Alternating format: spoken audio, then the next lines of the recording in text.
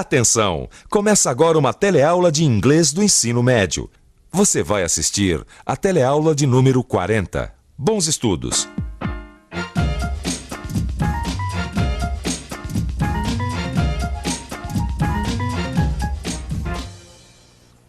Hello, my friends. Today is a big day. Hoje é a nossa última teleaula do telecurso de inglês. Você vai rever as diferenças entre will e going to, vai rever também como é o passado dos verbos em inglês e, por fim, vai revisar o grau comparativo dos adjetivos. E aí, pronto para a revisão? Legal. Então, que tal a gente começar com a diferença entre o will e o going to? Para isso, vamos rever uma conversa que o Tom teve com a Diana e o Bob.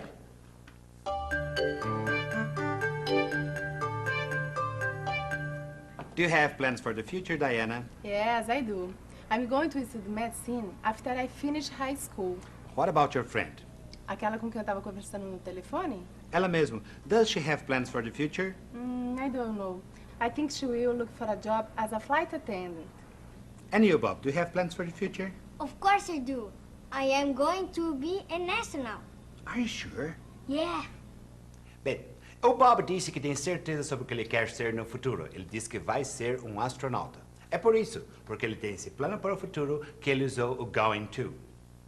Para falarmos dos planos que temos para o futuro, usamos going to. E usamos will quando falamos do que achamos que pode acontecer no futuro.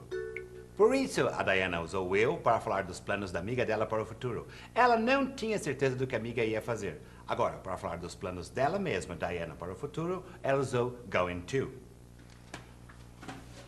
Eu sei que o assunto aqui é sobre o futuro, mas já que a teleaula é uma teleaula de revisão, que tal a gente voltar um pouquinho para o passado? Passado dos verbos em inglês, bem entendido. Você lembra como eles são?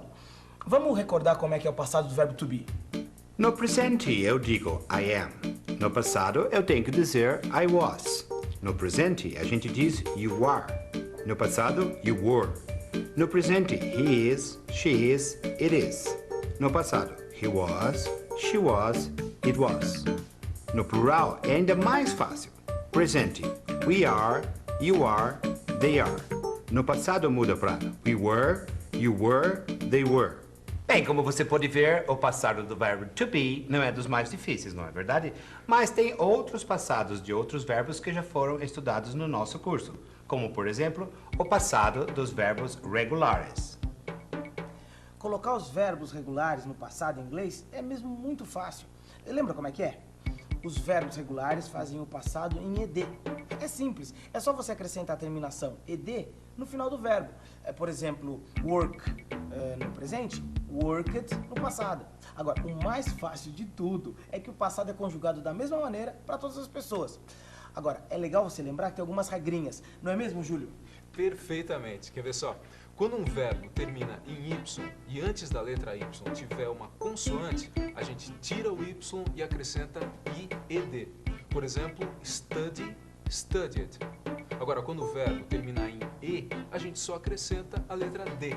Por exemplo, love, loved. E do auxiliar did, você lembra?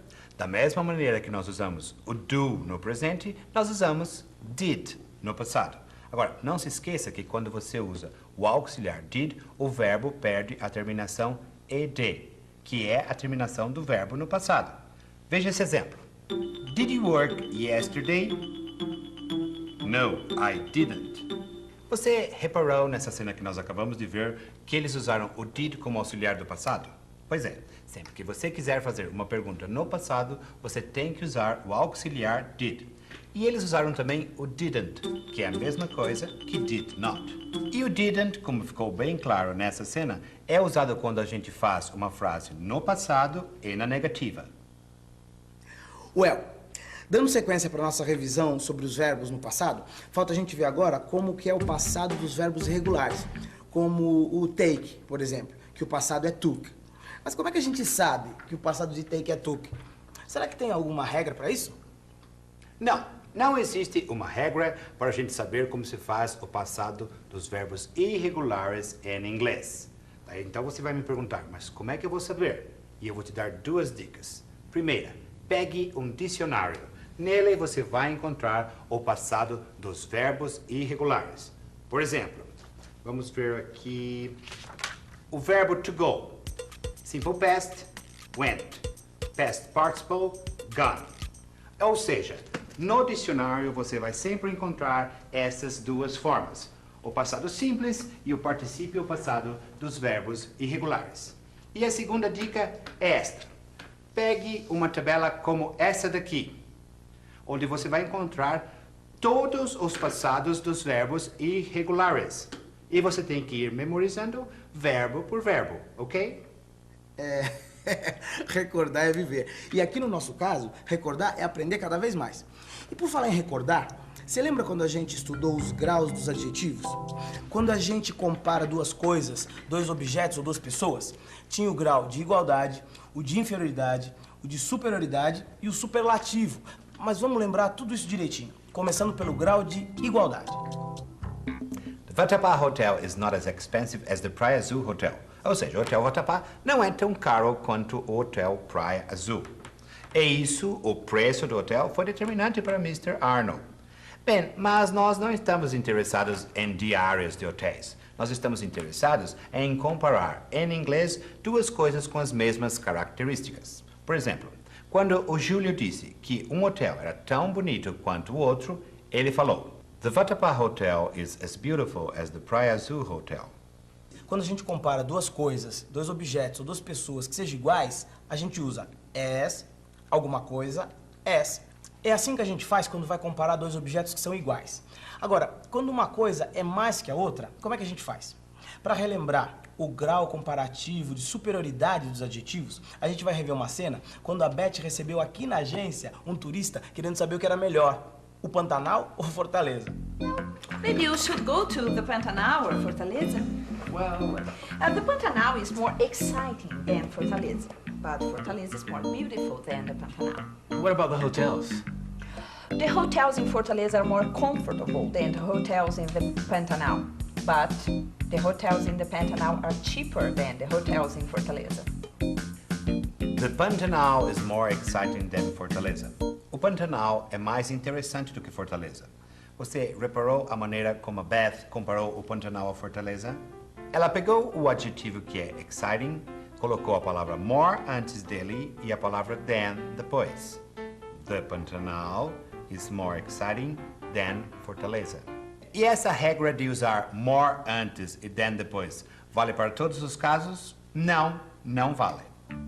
Essa regra vale para adjetivos com duas ou mais sílabas. Como, por exemplo, quando a Beth usou o adjetivo comfortable para descrever quais hotéis são mais confortáveis, os do Pantanal ou os de Fortaleza. E para os outros adjetivos, você lembra como é que se faz? Vamos pensar um pouco? Vamos pensar um pouco. Grau comparativo de superioridade. Vamos ver como é que se faz isso. Para os adjetivos de uma sílaba, como cheap, a gente acrescenta er, than. Já para os adjetivos de duas sílabas terminados em y, como easy, deve-se tirar o y e acrescentar ir, than. Finalmente, para os adjetivos formados por uma consoante, uma vogal e outra consoante, como o big, por exemplo, a gente deve dobrar a última consoante antes de acrescentar a terminação er. A gente já revisou como é a comparação de igualdade e de superioridade dos adjetivos. Agora a gente vai ver como é o grau comparativo de inferioridade. Para isso, a gente vai ver de novo uma reportagem que o Tom fez nas ruas de São Paulo. Muito bem, mas na verdade eu estou aqui para fazer uma reportagem para o meu jornal e eu não consegui fazer nenhuma entrevista sequer. Eles querem saber lá nos Estados Unidos quais são os mitos americanos mais queridos aqui no Brasil. Bem, ou seja, de quem será que os brasileiros gostam mais? Por exemplo, is Madonna as beautiful as Marilyn Monroe? Ou seja, a Madonna é tão bonita quanto a Marilyn Monroe? A Marilyn Monroe. Madonna. A Marilyn Monroe. A Marilyn Monroe. Bom, e pelo visto, por aqui os homens acham que a Madonna is less beautiful than Marilyn Monroe. Madonna is less beautiful than Marilyn. Quer dizer, Madonna é menos bonita do que Marilyn. Olha, foram comparadas duas atrizes, né? A Madonna e a Marilyn Monroe. E o público decidiu que a Madonna era menos interessante que a Marilyn. E para isso foi usado o less e o than. Lembra? Quando se diz que Madonna is less interesting than Marilyn Monroe, veja que para isso foi usado o less e o than. E é assim, usando o less e o than, que a gente faz o comparativo de inferioridade. Agora, e o superlativo? Você lembra do superlativo? É quando a gente quer comparar uma coisa com todas as outras. Por exemplo, Florianópolis is the most exciting place in Brazil. Eu não estou comparando Florianópolis com qualquer outra cidade em especial, mas com todas as cidades do Brasil. E aí, ficou clara essa história do superlativo? Bom, entender essa história de superlativo eu já entendi, né? Tanto que eu já usei. A gente usa o superlativo quando a gente quer comparar uma coisa com todas as outras coisas. Agora, olha, Júlio, vem cá, eu preciso confessar uma coisa pra vocês. Olha, regra, mesmo assim eu não sei. Mas as regras de superlativo em inglês são super simples, não são, Beth? Não tem segredo. Não? Para os adjetivos curtos de uma sílaba só, como young, short, fast ou big, por exemplo, ou ainda para os adjetivos de duas sílabas terminados em y, como easy, happy, a gente usa the antes do adjetivo que recebe a terminação est. Então, dessa forma, o superlativo de fast fica sendo the fastest, o superlativo de big, the biggest, entendeu? Ah, entendi. Quer dizer, deixa eu ver se eu entendi direito. Então, assim, o superlativo dos adjetivos que tem uma sílaba só e dos que tem duas sílabas terminadas com y, eu consigo colocando the antes do adjetivo e a terminação est. É isso? Eu não posso esquecer que quando tem y eu tenho que trocar por i, né? Tá bom, aí tudo bem. E pros adjetivos que tem duas sílabas ou mais e que não acabam em y, como é que fica? Aí também não tem segredo. Os adjetivos que têm duas ou mais sílabas e não terminam em y, como beautiful, por exemplo, o que a gente faz é colocar só the most antes do adjetivo.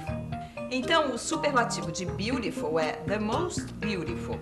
E o superlativo de interesting é the most interesting. Ok, my friends, a nossa teleaula está chegando ao final, mas antes a gente vai dar uma volta ao mundo. Pela última vez, let's travel together!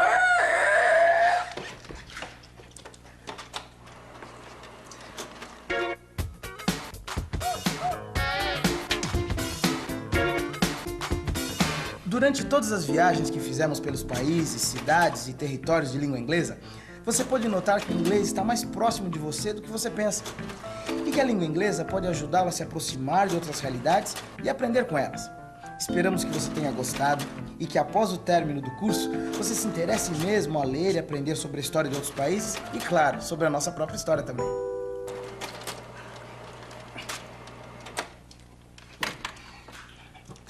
Essa é a melhor maneira de você saber o que está acontecendo à sua volta. Pode acreditar. E agora, que tal uma revisada na revisão?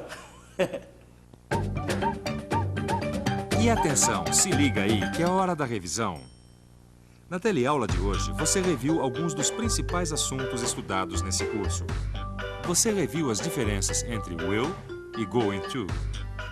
Reviu também como é o passado dos verbos em inglês. E, por fim, reviu os graus comparativos dos adjetivos. Não foi o máximo você ter conseguido chegar até o final do curso?